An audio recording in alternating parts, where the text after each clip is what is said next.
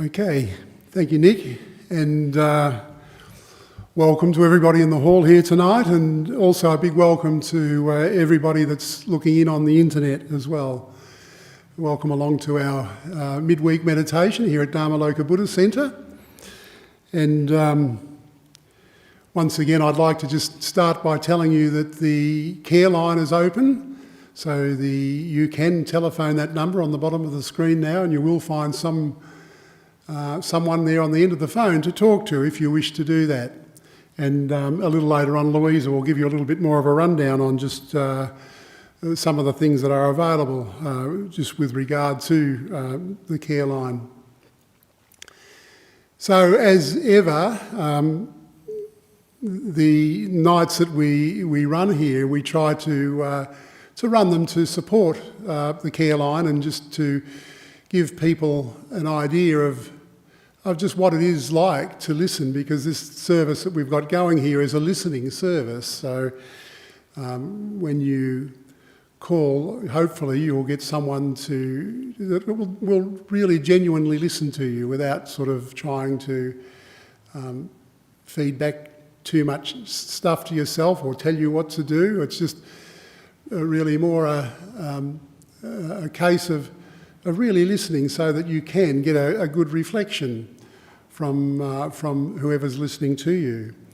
And this is really, as I've saying each week, this is really exactly the same as what we do in our meditation. When we sit meditation and we watch in on ourselves, we kind of notice that we're getting a reflection of ourselves all of the time. And this is the most wonderful thing in being a human being or having this human condition, is the fact that we are able to self-reflect, to look in on ourselves, and we're probably, along with maybe a few other animals in the realm of our world, that are able to do that.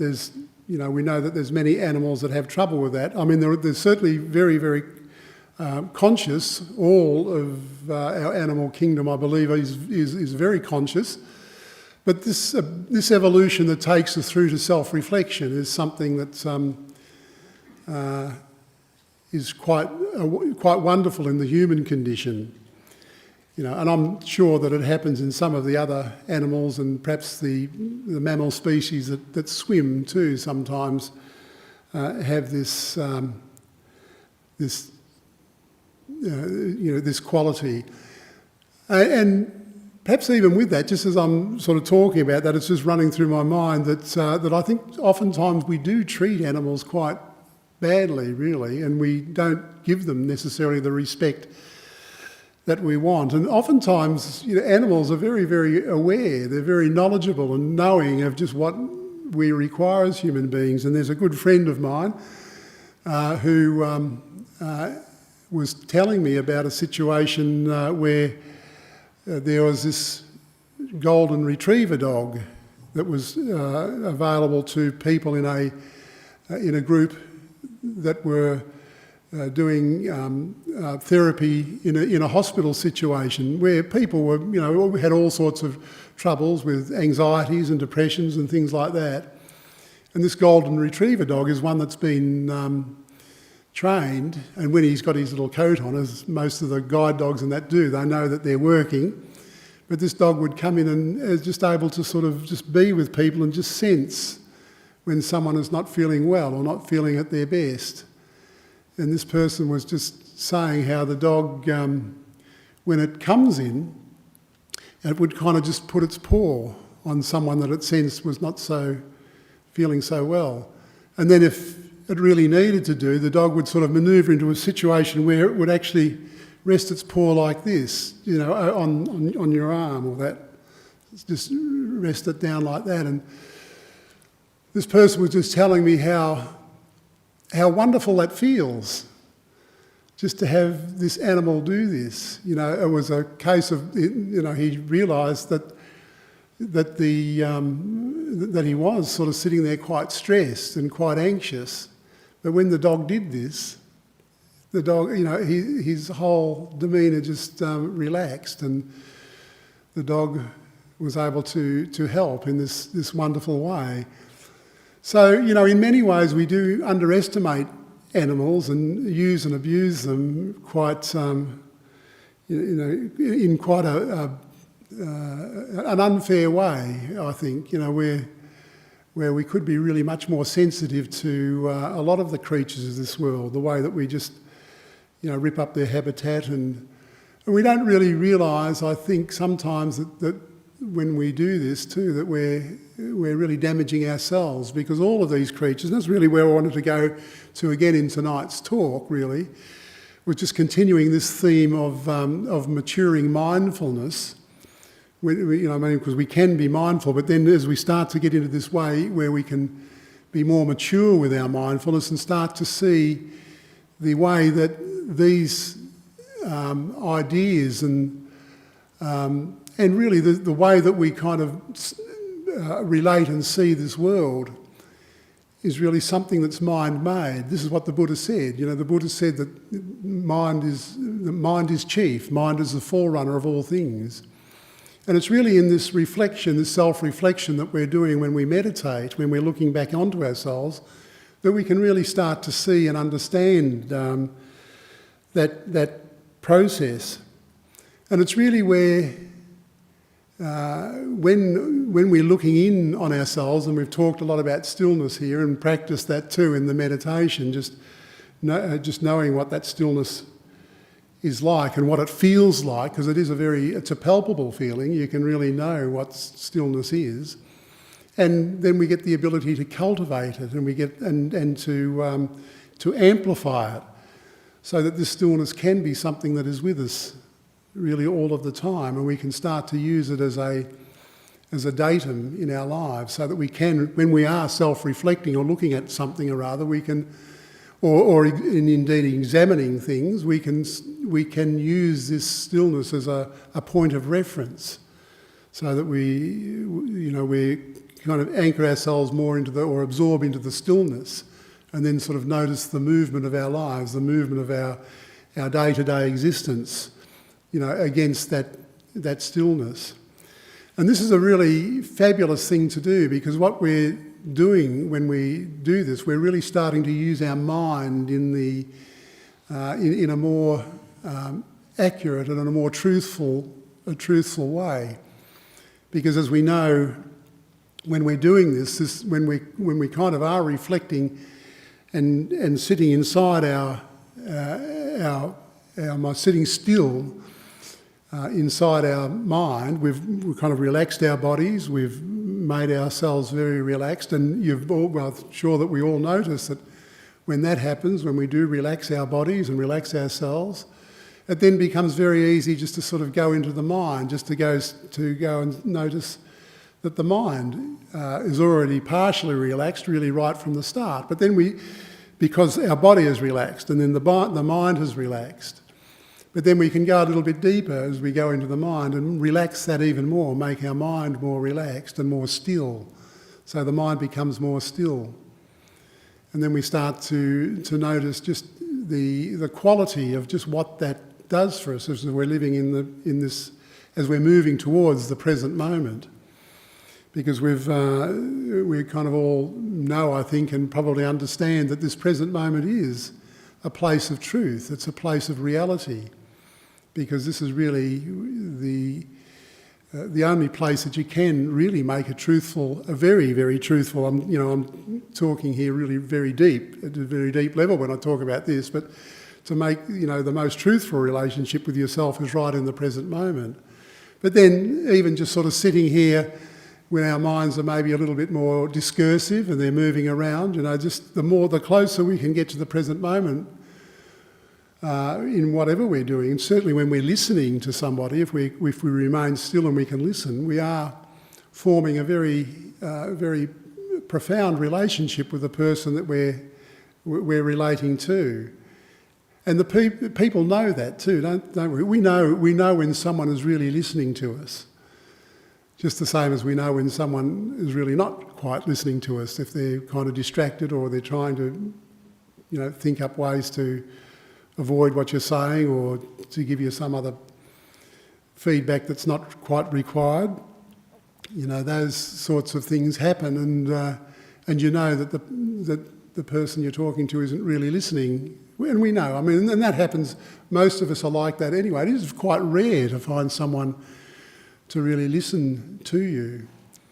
And even for ourselves, I suppose you look at this, if you're looking at ourselves in our own meditation, sometimes we kind of get that distracted with ourselves that we can't even listen to ourselves. We get that restless, or we get that tired and sleepy, and you can start to see these hindrances, the 5 hindrances, are coming up. We're either kind of thinking about something that we might want to grab onto or go to or grasp or be with. And then that is really just an opposition to the things that we're averse to. So we have this desire and aversion. Very, I guess, famous words in the way the Buddha teaches about these sorts of things, but it's this duality of desires and aversion. But when we kind of get lost in desires and lost in trying to push things away and not be with getting cranky and upset with ourselves because we don't really want things to be the way they are, we suffer.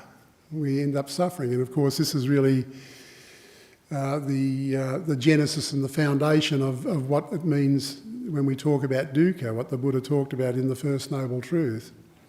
So you get this desire and the aversion, and then the restlessness and the sloth and torpor that has to do more with your energy, and all of that is, we start to notice that as we're looking in on ourselves, as we're starting to see. We start to see that, when we are settled and the desires and the aversions start to abate, we can start to see that there is quite a contentment that can build up. It's quite beautiful just to be with yourself when your mind is just content with just what's there, content with the beauty of this peaceful nature that comes out of the stillness.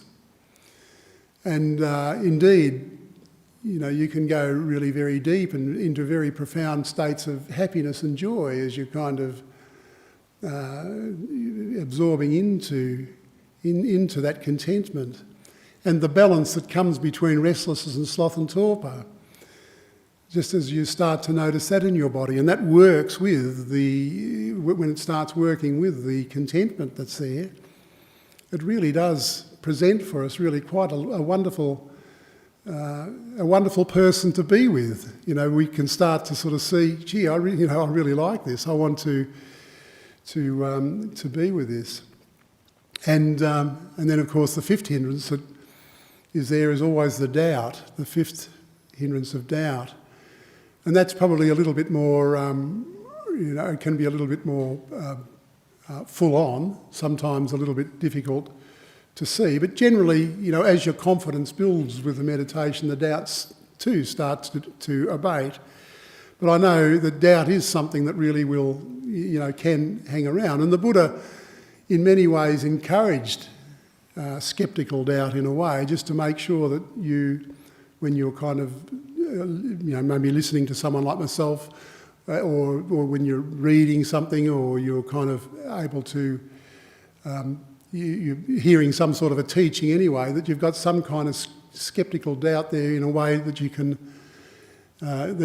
just measure it and make sure that what's being said is right. You can measure it against your own knowledge from what's inside. But that knowledge, as you start to see, as we do start to realise, is really all about the stillness that's there. Because when the stillness is there, there's a clarity that comes into your mind, a clarity and a power. There's a presence that is really quite penetrating. It's penetrative. Even though it's quite wonderful and beautiful to be with, you're kind of building up an energy that's really quite powerful and quite knowing, quite knowledgeable in a way. You're starting to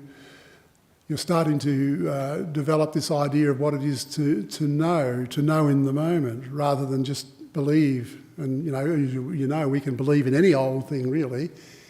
People can create all sorts of beliefs that we want to believe in, but by using this method of reflecting back on what it is that we're dealing with, we can start to know this idea of what it is to have this wisdom, to have this knowledge more and more. And that, of course, works the way that we go deeper into our meditation, the way that it's called samatha, the way that samatha works in our meditation as we start to go deeper and understand what samadhi is, and concentration and mindfulness, all of those sorts of things, and we're starting to develop the right energy. You've got that side of the coin. But then the other side that comes out of a meditation like that is what they call vipassana, or insight, knowledge, wisdom, the wisdom that comes from that. So, you know, you start to really see the power and the presence of just what this meditation is. And then a few weeks ago now, I was talking to you about the seven factors of enlightenment, and I think they're just a wonderful thing to contemplate these 7 factors of enlightenment, because for me it gives me a real fillip in a way that kind of allows me to really believe that it's possible to see and understand what the Buddha was pointing to.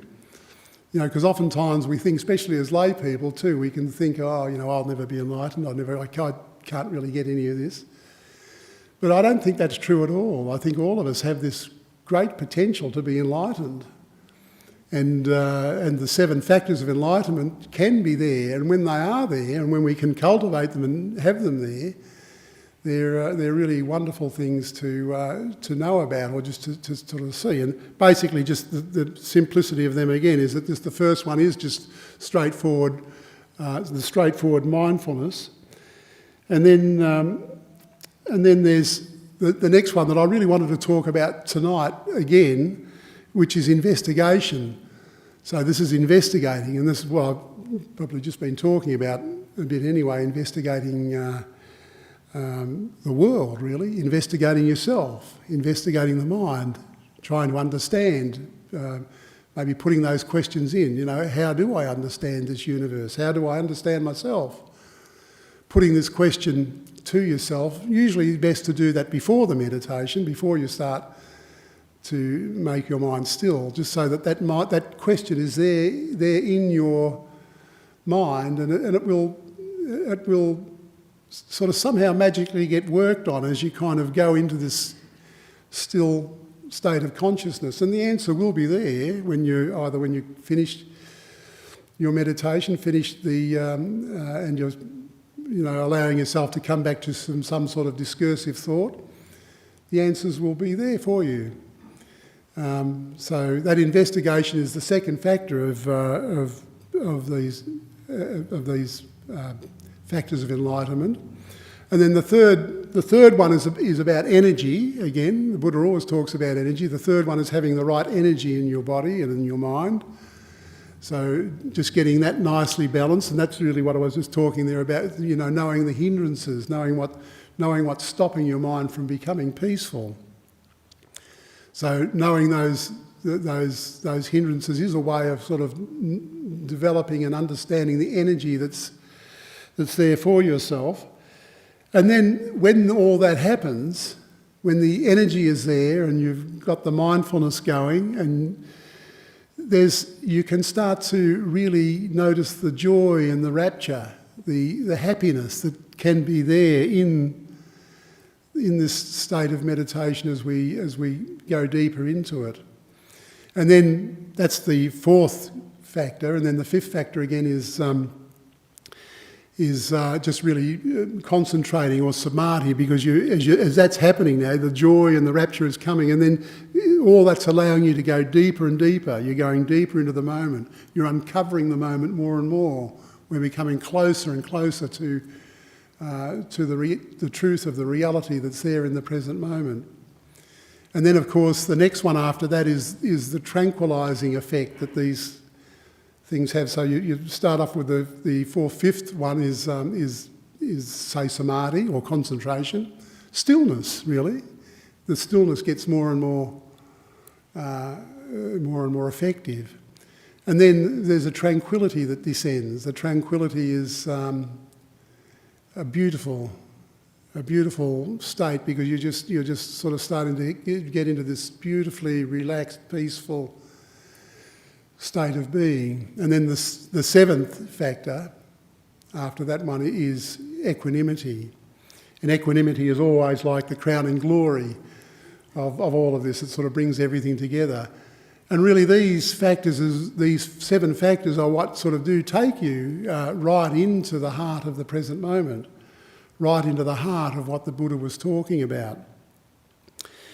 But I did want to just talk a little bit more just about the investigation part of this tonight, because I've noticed that, and I see this in myself, so I'm only just relating what I kind of see in my own mind too with this. Sometimes when you're looking and you're going deeper into this present moment, and you're kind of seeing the way that things, you're letting go, you're starting to let go of all that you generally know. And especially, this idea of consciousness, the consciousness that we've got of everything, the way that this flow of consciousness creates the world, the way that all of that works. As you're starting to sort of get deeper into this, and maybe you start to see that you're starting to let that go, and you're going kind of deeper into that stillness, there can be quite a lot of fear that comes up. As I say, I'm speaking from experience here, so I imagine that you will know what I'm talking about when that comes, when when you're kind of looking into the void of stillness, even though as beautiful as it is, and as joyful that it makes you feel, there is sometimes this fear that stops us from going any deeper, and then we kind of find ourselves clinging back, going out to grasp back onto what our consciousness is. And the flow of consciousness is there all of the time, so we are used to this. We are really addicted to this world. But what I've just sort of written here in this little note here that I was just going to talk to you about with this is really the way that this addictiveness is. It's like an enchantment. We have, and I just wanted to present it this way to you, just to see if it's, because I think it's helpful. It's helpful for me to think about this in this way anyway, so I just really wanted to share it, because it does feel, when we're looking at this, and I'm noticing this fear that, and we want to go back to this, to the way that our consciousness does flow and relate to the world. I sort of see that I am kind of really enchanted with this world. There's an enchantment that's almost, it's sort of spellbinding. It's almost like we need somehow, I'm speaking for myself, when I sort of see that, I know that I need to break the spell of it. The spell of just being this grasping onto the consciousness that's stopping me from going deeper and deeper into this present moment and really going to where the Buddha was pointing to.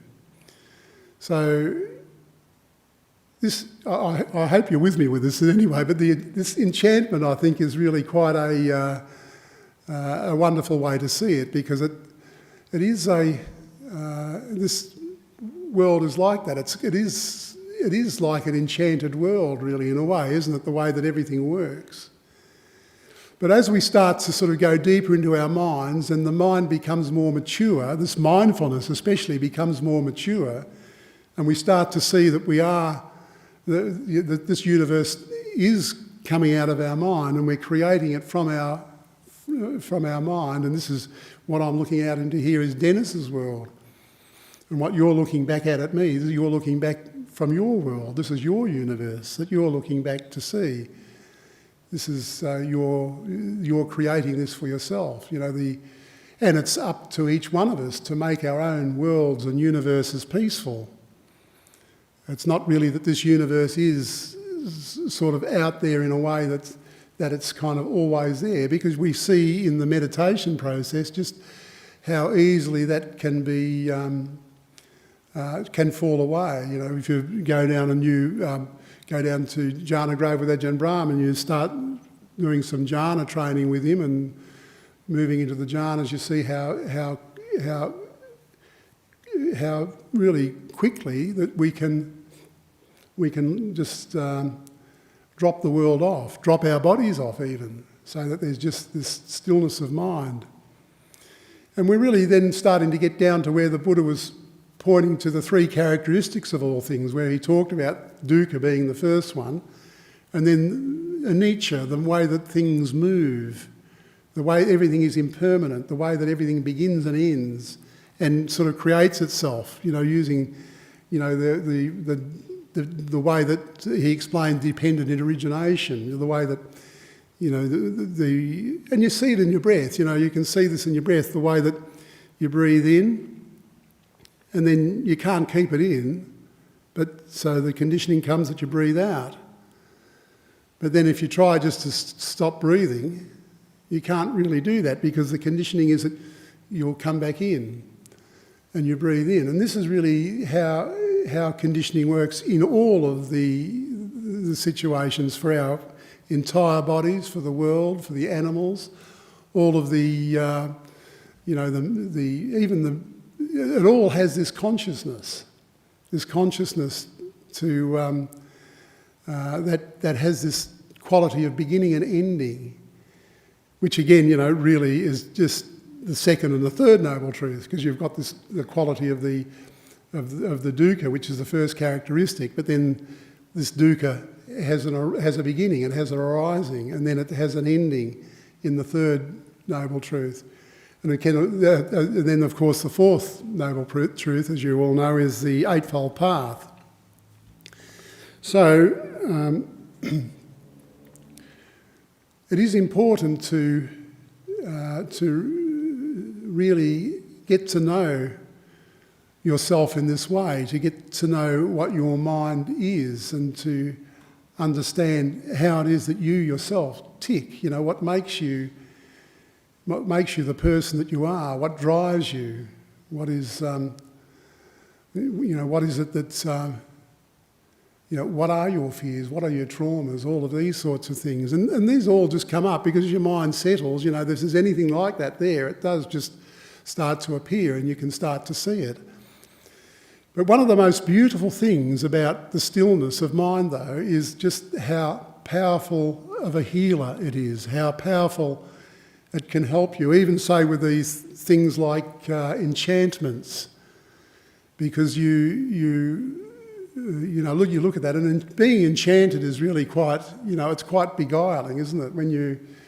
To be enchanted with something is really a beguiling thing, and you can easily get lost in it. You know, we do get lost in this world. We get lost in the movement of this world, and every next moment is going to be the perfect one. You know, we have this idea that somehow we can make this world perfect, a bit like Cinderella and the Prince. You know, we usually hear about the the coming together bit, but you never really hear if there was a divorce after or anything like that. It's in all of those nursery rhymes, but usually, it is true that really anything that's that we grab onto has this quality of dukkha in it, and it will always have the opposing forces at play there. So, you know, none of us can really escape this. This is just the way that the world is. And it's not that it's bad. I'm not sort of trying to say necessarily that the world is bad either. It's just the way that it is. Because in many ways, in every way, this world is it's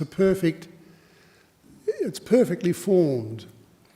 You know, whatever desires you have is balanced with aversions. There's a balance in everything that's out here. That really the trouble that we have in this world is more relating to the relationship that we have with the world, with our mind. So that's really why I'm pointing to this now, because this is really very close to home. You know, this universe is not far away from us. This universe is right here in our mind. And this is where we work to make our minds peaceful, right here and now, in this present moment. So, and that's really what I mean, to make this mindfulness more mature, so that we can actually start to see this. We start to see, rather than being enchanted in the world, and like, it's a bit like kind of children playing in a sandpit.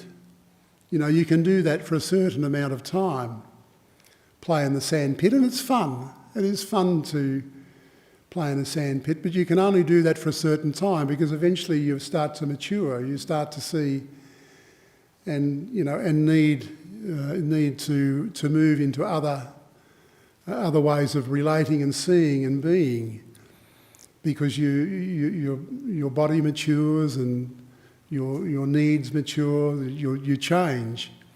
And that's certainly, I think, the conditioning that happens with us is in the world, and certainly when we are lucky enough and have the good karma to be able to come across a teaching like the Buddha's, we're able to sort of use these teachings to really understand fully, right down to the absolute truth of what it is that we're dealing with here, what it is that we're involved with, just in our own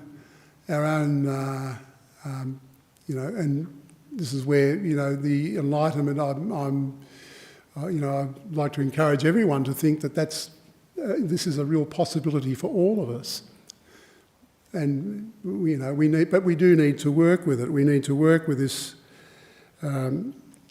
enlightenment in all sorts of ways. You know, work with it in, first of all, accepting who we are, accepting what we're doing here in this world, accepting ourselves, and probably see, and you see this in the way that Ajahn Brahm relates too. It's having fun with yourself too while we're doing this. We're not trying to make it so awful that you don't want to even be with yourself. It's, you know, because this life is fun. It can be fun, and this practice is fun. And especially when you're kind of starting to develop the stillness, there is just so much joy and rapture and beauty that's there, just the beauty that you can turn yourself to, and God, it's just overwhelming. It's you know, like you just know that you're looking at truth. So, I've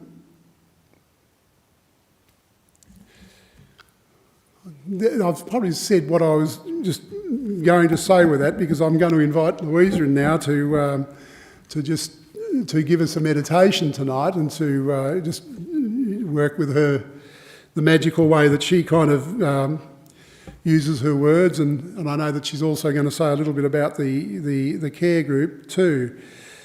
But just a reflection really that these 7 factors of enlightenment are there, and we can take them deep into our minds, and we can take them deep into the place where we can actually go through well past the stillness even, because even when these things are working there, the stillness is there, but we're still really caught in the mundanity of the world. And as the Buddha said, and I'll just leave you with this thought and this kind of idea, the Buddha talked about the mundane state, which is kind of being in the stillness and knowing the stillness and working with all of that, but he talked also about the supramundane. Now, when the supramundane is there in your mind, what he means by that is that consciousness has the propensity to finish. So consciousness can finish. It's a condition. So when we're looking into the present moment and you notice that, you notice that consciousness is no longer there, but the knowledge and the knowing still is. I mean, this is really the power and the beauty of just what we can work with, to be with, to really know down to that depth, to go to the supramundane, to be able to understand what it is and who we are when consciousness finishes. And then you really do see what the Buddha talked about with the three characteristics. I only went to the second one when I was talking before. The first one, dukkha, the second one, anicca, which is just the movement, everything impermanent, everything moving and changing around. But then as we go deeper past all of that conditioning, you get to the part where the Buddha talked about no self, anatta. And this is what is there at the heart of the present moment. And that anatta has this quality of where we can abandon the enchantment that we have with consciousness, with the way that we build our world, the way that we create everything in our consciousness, that we can move past that. It's not necessarily that we abandon it, that we're going deep into that consciousness. Now, I was just one last thing. I'd love to read you a little poem that I think the Buddha. This is the Buddha's poem. It's verse 21 of the Dhammapada, and I'd like just to read you this because I've always loved this poem. It used to be a favourite poem of a monk called Ajahn Sumedho, who used to come here, and I know he used to love it. He really used to talk about it all the time. But the poem goes, heedfulness is the deathless path. So being heedless. Heedlessness is the deathless path. I've got it exactly round the wrong way. So let me just. My eyes are so bad. I've got this up at about 40 font, and I still can't really even see it. It's actually heedfulness is the deathless path. So heedfulness is the deathless path. Heedlessness is the path to death. Those who are heedful do not die. Heedless are like the dead. So that's a very powerful poem, isn't it? A very powerful stanza. That's the Buddha's Dhammapada, verse 21 in the Dhammapada. So I'll just read it again. Heedfulness is the deathless path. Heedlessness is the path to death. Those who are heedful do not die. Heedless are like the dead. So it's really worth contemplating that little verse, because you sort of see that when we're sort of going deep into ourselves here, it's not really that everything is perfect. We're just going really right into the heart of the present moment, right into where everything is becoming unified. Instead of things being disparate with all of the duality of things, as we come closer and closer, everything is becoming unified. And it's a very powerful place, really right in the heart of the present moment. I mean, I could give you all sorts of other analogies with that around science, where they talk about single point energy and all of that sort of stuff. But as your mind does sort of go deeper and deeper into this present moment, this is where we're going to. We're going to what the Buddha's talking about here, to a place where there's knowing. And what is the Buddha? The Buddha is the one who knows. The one who knows. But what does he know? When people asked the Buddha what he knew, he maintained a noble silence. So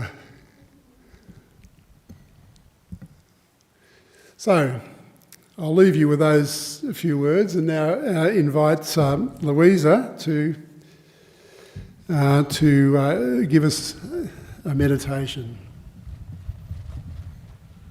Thank you, Dennis. And how wonderful was that? Full of little nuggets there. Spoke about animals and anicca and enlightenment factors. And I'm here to do the applied Buddhism part, because that is something that that I think can be useful for ourselves to practice, and it's in line with what Dennis said. you can experience things for yourself. So you have the wisdom. You all are here. You all are here online. Somehow you got to this free offering, thanks to the donors. And it's up to you to practice, and it's up to us now to practice. Why? So we can use it in our daily life. For one example I really would like to share with you is, and I think it can help a lot of people, like, we have all these like medical conditions. Some have it, some don't have it, certain intensities, and I experienced one as well while I was on retreat with Ajahn Brahm. Was very lucky, so I slept for 14 hours a day. Missed most of the breakfasts. And he always talks about caring and not curing. And I was like, oh, yeah, that makes sense. Yeah, we're gonna care. Yeah, we care about the little kitty. He has this story about, when you see a little kitten, and it's hungry and it's lonely and scared, and you care for it. Okay, great. Yeah, I can do that. We can do that. But then how do you care for yourself is the question. So when I was battling this infection at this retreat, I was like, how do I send love and kindness to myself beyond the wishing part, which we've spoken about earlier, and we will incorporate it in this meditation that's upcoming, that Venerable Hasapanya spoke about. So how do we do that to ourselves? How do I send love and kindness to this particular infection without having a hidden agenda, I asked him, of wanting to cure? Because that would cause more pressure. And he again was talking about the little kitty. And I'm like, no. How does it apply to me? And then I thought, you know what? I can imagine that little kitten where the infection was, just so my mind would have like a bit of a mind hack. I was like, mind hack. And that would work. It tricked my mind into giving myself love and kindness to that part, caring without having the agenda of curing.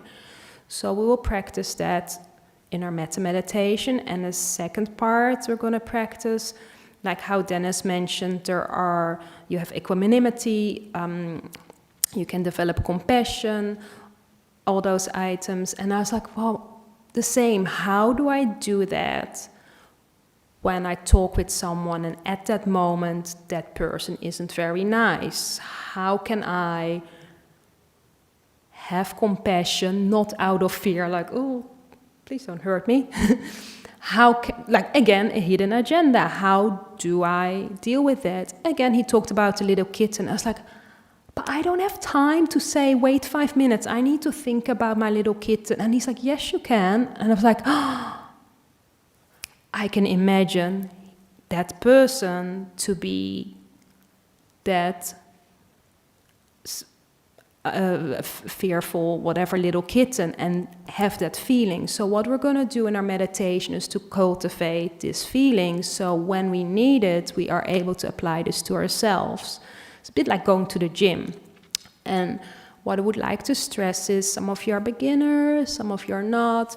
Just don't have any expectations. Some of you can go deep, some of you won't.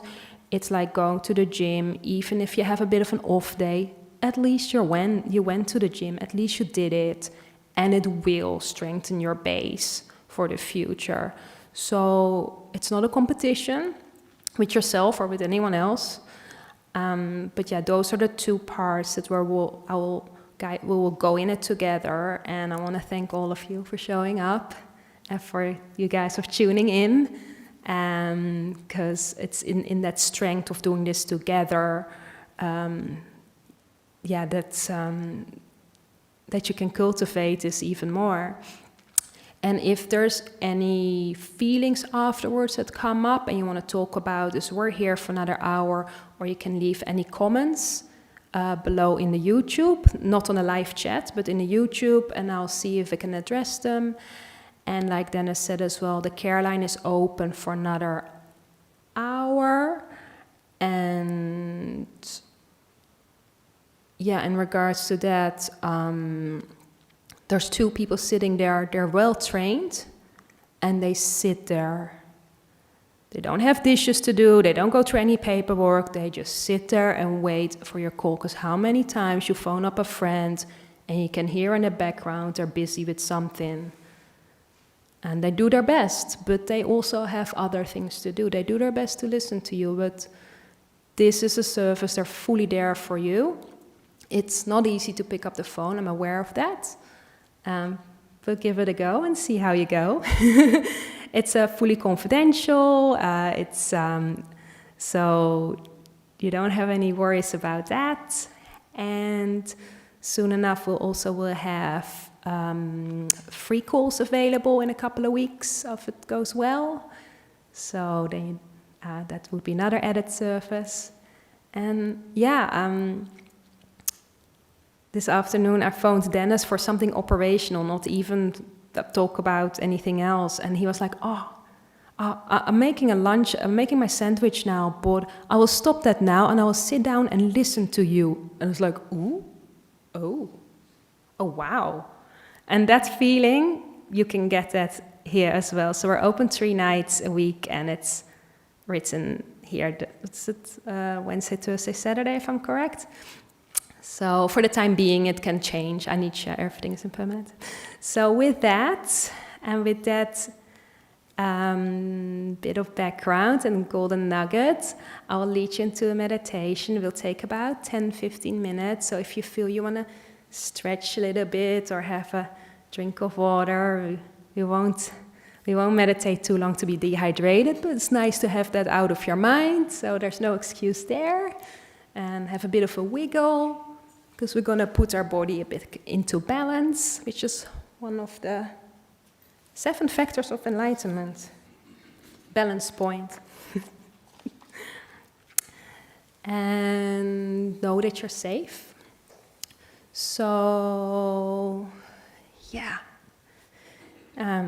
let's get started. And have fun with it. Okay. So breathe in. And breathe down the spine.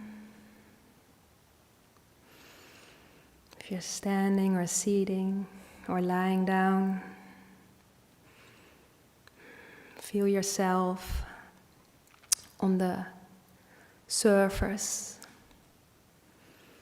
And keep breathing down into the earth. And this is the earth that is nurturing you. And it's not asking anything of you. And it's telling you that you're safe. Safe for the next 15 minutes. To open your eyes inside and explore and see.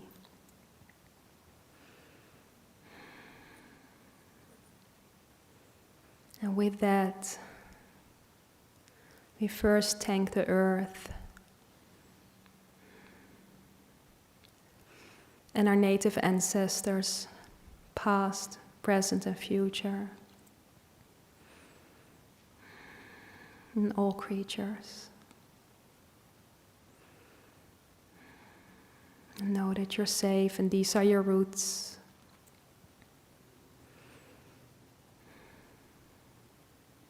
Now imagine you're walking down a path, the path you've seen and walked many times, but it seems to change. How does it feel when you walk down this path? And when you walk, you feel your body.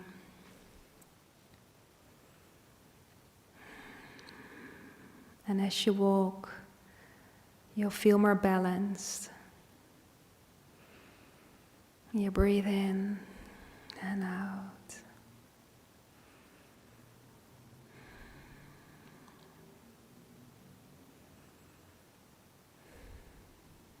distance, you see this cave.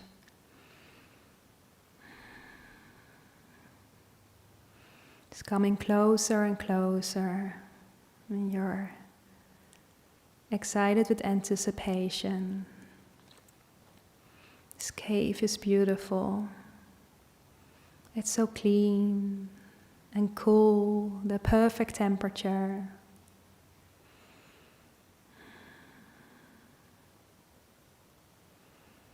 And there's a comfy bench to sit on. And you decide to sit on that bench. It's nice and quiet.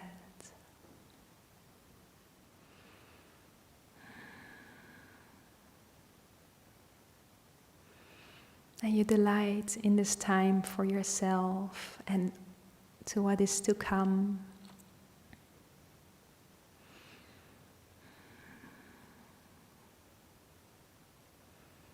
Or practicing metta, kindness meditation. And with that, I'd like you to invite an animal, a pet, or a person, or a plant, or even a pillow. Whatever you feel is easy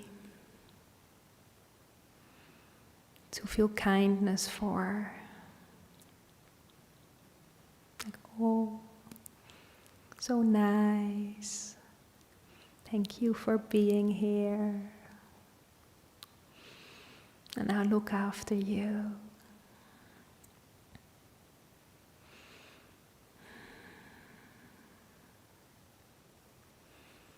And with that, you'll say to yourself, may I be able to radiate kindness to you.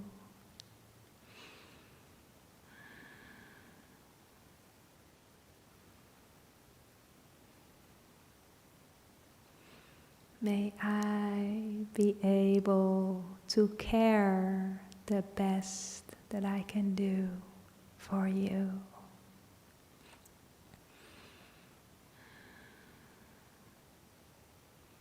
And really feel the texture of this baby or animal or plant or pillow. And sit with it for the next 5 minutes and keep generating this kindness and enjoy.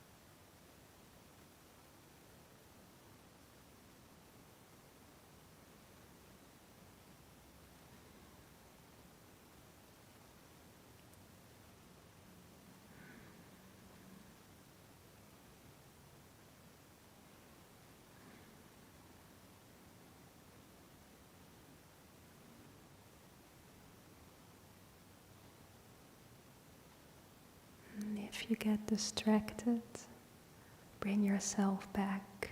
You'll see the stillness behind the noise. Bring it in. Maybe it has a color. Maybe it has a feeling. May I be able to drop in deeper.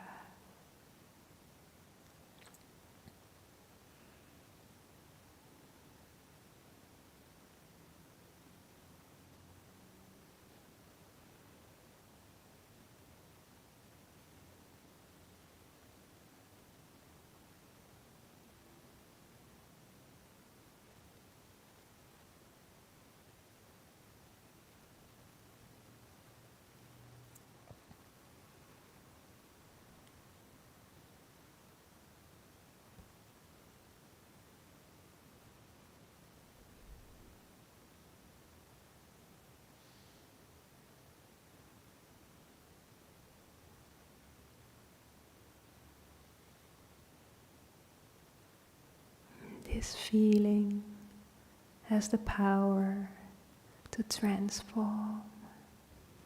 And if you want, place it anywhere on your body where you feel it can use a bit of care.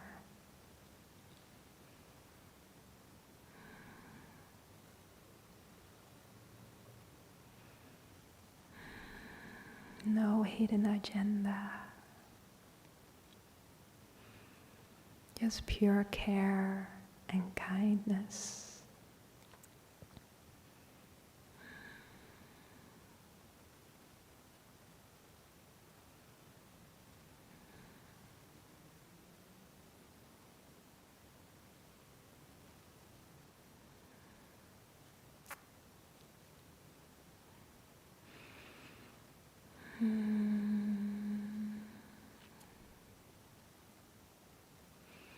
You can leave it there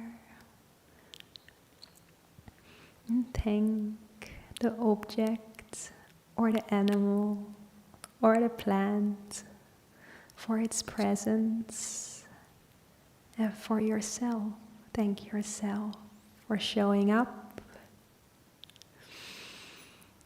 This is practical Buddhism, and you just did the work. And slowly keep breathing, and I will ring the bell 3 times. And may you during the week remember this little practice, this little technique, and may it be helpful, and may you have joy applying it in daily life, in today, tomorrow.